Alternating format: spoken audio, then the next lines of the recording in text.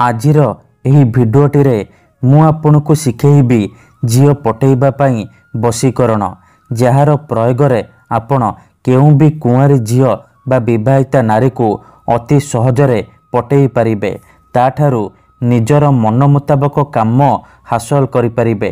एही वशीकरण करिबा पई आपनको बेसी किछि करिबाकू पड़िबनी केवल चुपचाप 4टी तुलसी पत्र एही जगार रखिबार अछि तापर देखिबे किपरि से झियो बा नारी आपणक आड़कू आकर्षित हेबाकू लागिबो पागली परी आपणकू भल पाइबाकू लागिबो आपण ताकू जहा कहिबे से करिबो।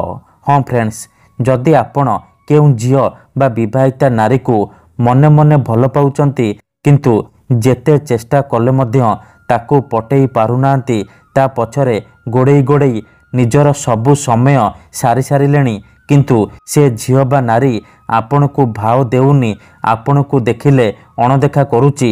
जदि आपण एही सबु समस्यार समाधान चाहुचंती से झियो बा नारी को पटेइबाकू चाहुचंती ताकू निज प्रेम रे दीवानी करी ताठारु निजर मन मुताबक काम हासिल करिबाकू चाहुचंती तेबे आजिर एही भिडियोटी आपणकर काम रे आसीबो कारण आजिर एही भिडियोटी रे मु आपनकू शिखेइबी बिना मंत्र तंत्र रे एमिति एक प्रचंड महाशक्तिशाली वशीकरण जार प्रयोग रे आपण केउ भी कुंवारी झियो बा विवाहिता नारी को निज बसरे करि परिबे वर्ष वर्ष धरी भांगी जाइतिबा पुराना प्रेम को फेराई आनी परिबे।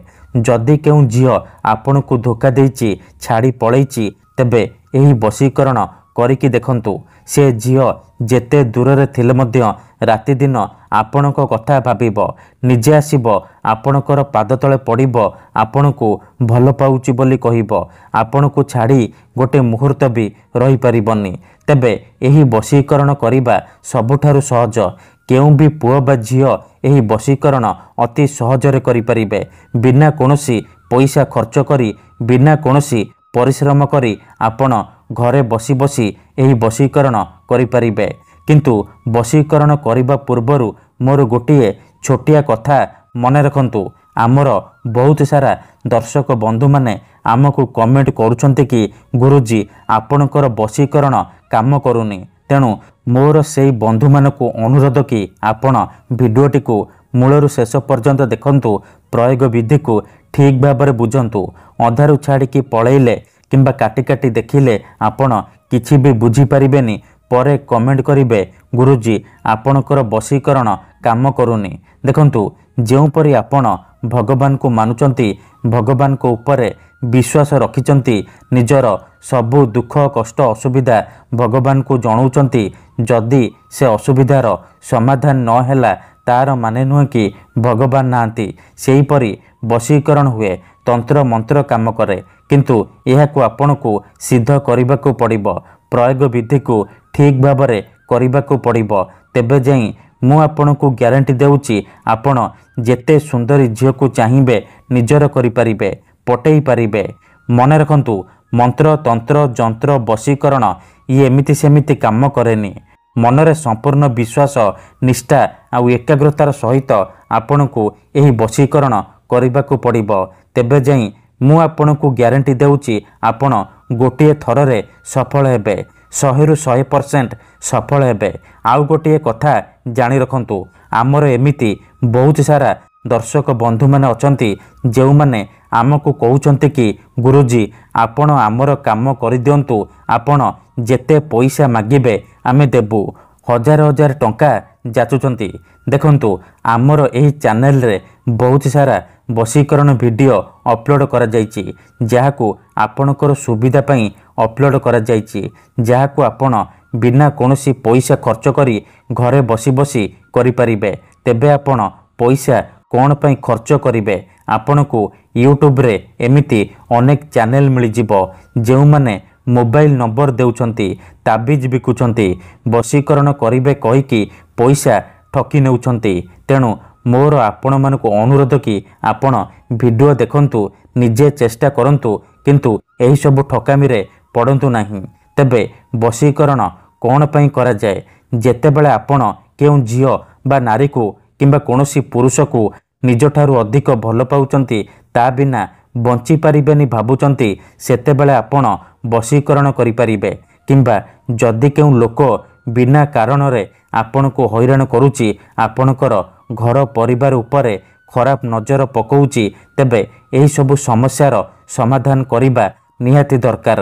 କାହିଁକି ନା କେତେଥର ଏମିତି ହେଇଥାଏ କି ଆମର ଶତ୍ରୁ ଆମଠାରୁ ପଇସାରେ ଆଉ ଶକ୍ତିରେ ବଳବାନ ହେଇଥାଏ, ଆଉ ଆମେ ଚାହିଁକି ବି ତାର କିଛି କରିପାରୁନାହୁଁ।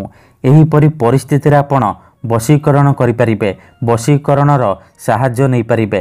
ଏଥିପାଇଁ ଆମର ତନ୍ତ୍ରଶାସ୍ତ୍ରରୁ ମୁଁ ଆଜି ଆପଣଙ୍କ ପାଇଁ ଏମିତି ଏକ ସହଜ ଶକ୍ତିଶାଳୀ ବଶୀକରଣ ନେଇ ଆସିଛି।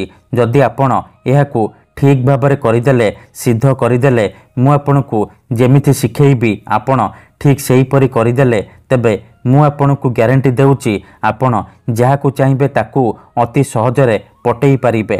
ସୁନ୍ଦରୀରୁ ସୁନ୍ଦରୀ ଝିଅ ବା ପଡ଼ିଶା ଘର ସୁନ୍ଦରୀ ଭାଉଜକୁ ଅତି ସହଜରେ ନିଜର କରିପାରିବେ, ଆଉ ତାଠାରୁ ନିଜର ମନ ମୁତାବକ କାମ ହାସଲ କରିପାରିବେ। ତେଣୁ ମୋର ଆପଣମାନଙ୍କୁ ଅନୁରୋଧ କି ମନରେ କୌଣସି ଖରାପ ଉଦ୍ଦେଶ୍ୟ କିମ୍ବା କୌଣସି ଖରାପ କାମ ପାଇଁ ଏହି ବଶୀକରଣକୁ ପ୍ରୟୋଗ କରିବେନି। ଯଦି ଆପଣ ସତରେ ସେ ଝିଅକୁ ଭଲ ପାଉଛନ୍ତି, ତେବେ ଆପଣ ଏହି ବଶୀକରଣ ପ୍ରୟୋଗ କରିବେ। କାହିଁକି ନା ମାତ୍ର ଥରେ ବଶୀକରଣ ହେବା ପରେ ସେ ଝିଅ ବା ନାରୀ ସାରା ଜୀବନ ପାଇଁ ଆପଣଙ୍କର ବଶରେ ହେଇଯିବ। ଆପଣଙ୍କର ସବୁ କଥା ମାନିବ। ଆପଣ ତାକୁ ଯାହା କହିବେ, ଯେମିତି କହିବେ ସିଏ କରିବ। କୌଣସି ପ୍ରକାର ବାଧା ଦେବ ନାହିଁ। ତେଣୁ ଯଦି ଆପଣ ଏହି ବଶୀକରଣ କରିବାକୁ ଚାହୁଁଛନ୍ତି, ସେ ଝିଅ ବା ନାରୀକୁ ପଟେଇବାକୁ ଚାହୁଁଛନ୍ତି, ତାଠାରୁ ନିଜର ମନ ମୁତାବକ କାମ ହାସଲ କରିବାକୁ ଚାହୁଁଛନ୍ତି, ତେଣୁ ମୋର ଆପଣମାନଙ୍କୁ ଅନୁରୋଧ କି ଆପଣ ଭିଡ଼ିଓଟିକୁ ମୂଳରୁ ଶେଷ ପର୍ଯ୍ୟନ୍ତ ପୁରା ଧ୍ୟାନ ସହିତ ଦେଖନ୍ତୁ। ତେବେ ଯାଇକି ଆପଣ ସମ୍ପୂର୍ଣ୍ଣ ପ୍ରୟୋଗ ବିଧି ଜାଣିପାରିବେ। ମନେ ରଖନ୍ତୁ, ପ୍ରଥମେ ଆପଣ କ'ଣ କରିବେ, ଧ୍ୟାନ ସହିତ ଶୁଣନ୍ତୁ। ଶୁକ୍ଳ ପକ୍ଷର ଶୁକ୍ରବାର ଦିନ ରାତିରେ ଶୋଇବା ପୂର୍ବରୁ ଗାଧେଇ ସଫା ବସ୍ତ୍ର ପିନ୍ଧିକି 4ଟି ତୁଳସୀ ପତ୍ର, ଖଣ୍ଡିଏ ହଳଦିଆ କପଡ଼ା, 4ଟି ଅରୁଆ ଚାଉଳ, ଅଳ୍ପ ଟିକେ ଲାଲ ସିନ୍ଦୁର, ସାଧା କାଗଜ ଆଉ କଲମ ଆଣିବେ। ଏହିସବୁ ସାମଗ୍ରୀକୁ ନେଇକି କୌଣସି ଏକ ଜାଗାରେ ଆସନ ପକେଇକି ଦକ୍ଷିଣ ଦିଗକୁ ମୁହଁ କରିକି ବସି ପଡ଼ିବେ। ତାପରେ ଯେଉଁ ଝିଅ ବା ନାରୀକୁ ଆପଣ ବଶରେ କରିବାକୁ ଚାହୁଁଛନ୍ତି ତାକୁ ମନେ ମନେ ଭାବିବେ, ତାର ମୁହଁକୁ ନିଜ ମନରେ ଭାବିବେ। ତାପରେ ହଳଦିଆ କପଡ଼ାକୁ ସାମ୍ନାରେ ରଖିବେ, ଆଉ ତା ଉପରେ 4ଟି ତୁଳସୀ ପତ୍ର ରଖିଦେବେ। 4ଟି ତୁଳସୀ ପତ୍ର ଉପରେ 4ଟି ଅରୁଆ ଚାଉଳ ରଖିଦେବେ, ଆଉ ତା ଉପରେ ଅଳ୍ପ ଟିକେ ଟିକେ ଲାଲ ସିନ୍ଦୁର ପକାଇଦେବେ। ଏତିକି କରିସାରିବା ପରେ ଯେଉଁ କାଗଜ ଆଣିଛନ୍ତି ସେ କାଗଜରେ ସେଇ ଝିଅ ବା ନାରୀର ନାମ ଲେଖିବେ ଯାହାକୁ ଆପଣ ବଶରେ କରିବାକୁ ଚାହୁଁଛନ୍ତି। କାଗଜରେ ଝିଅ ବା ନାରୀର ନାମ ଲେଖିସାରିବା ପରେ ସେ କାଗଜକୁ ତୁଳସୀ ପତ୍ର ପାଖରେ ରଖିଦେବେ। ତାପରେ ସେହି ସବୁ ସାମଗ୍ରୀକୁ ହଳଦିଆ କପଡ଼ାରେ 3ଟି ଗଣ୍ଠି ପକେଇକି ବାନ୍ଧିଦେବେ। ସେ ଗୋଟିଏ ପୁଟୁଳି ହେଇଯିବ। ସେ ପୁଟୁଳିକୁ ଆପଣ 2 ହାତରେ ବନ୍ଦ କରିକି ଧରିବେ, ଆଉ ଆଖି ବନ୍ଦ କରିକି ସେଇ ଝିଅ ବା ନାରୀକୁ ମନେ ମନେ ଭାବିବେ। ତାର ନାମ 3 ଥର କହିବେ, ତାପରେ ସେ ପୁଟୁଳିରେ 3 ଥର ଫୁଙ୍କିଦେବେ। ଏତିକି କରିସାରିବା ପରେ ସେ ପୁଟୁଳିକୁ ନେଇକି ଯେଉଁ ଝିଅ ବା ନାରୀକୁ ବଶରେ କରିବାକୁ ଚାହୁଁଛନ୍ତି ତା ଘରର ମୁଖ୍ୟ ଦ୍ୱାର ବା ମୁଖ୍ୟ ଗେଟ୍ ପାଖରେ ରଖିଦେଇ ଚୁପଚାପ ଘରକୁ ଫେରି ଆସିବେ। ଗ୍ୟାରେଣ୍ଟି ଦେଉଛି, ଏତିକି କରିକି ଦେଖନ୍ତୁ, ସେ ଝିଅ ହେଉ ବା ବିବାହିତା ନାରୀ ଆପଣଙ୍କ ଆଡ଼କୁ ଆକର୍ଷିତ ହେବାକୁ ଲାଗିବ। ଯାହା ଚାହିଁବେ ତାହା କରିବ। ଧନ୍ୟବାଦ।